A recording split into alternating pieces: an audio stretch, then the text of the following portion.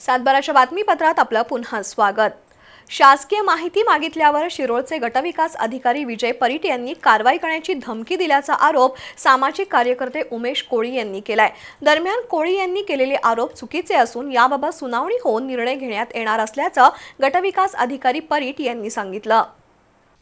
कनवाड इथल्या उमेश राजाराम कोळी यांनी त्यांच्या जागेसंदर्भातील सुनावणीची कागदपत्र मिळावीत म्हणून पंचायत समितीकडे अर्ज केला होता। मात्र 21 दिवस उलटूनही कागदपत्र मिळाली नसल्याने त्यांनी वारंवार पंचायत समिती कार्यालयात पाठपुरावा केला। यावेळी संबंधित अधिकाऱ्यांनी कागदपत्र देण्यास टाळाटाळ केली। तसंच गटविकास अधिकारी विजय परीट यांनी कोळी यांना धमकी दिल्याचा आरोप आहे।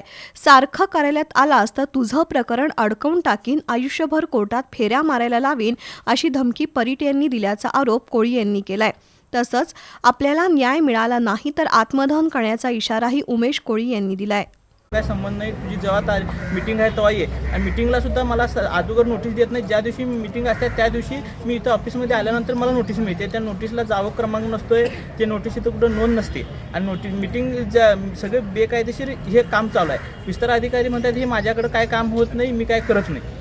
तरी माझ्या या कामासंदर्भात मी जिल्हा परिषदला तक्रार करणार आहे आणि तरी माझा विषय मी भ्रष्टाचार निर्मूलन समितीपुढे मांडणार आहे आणि BDO साहेबांची इथल्या हकलपट्टी करावं असं मी त्यांना आग्रह करणार आहे। जर माझं काम नाही झालं तर मी पंचायत समितीच्या पुढे मी आत्मदहन करणार।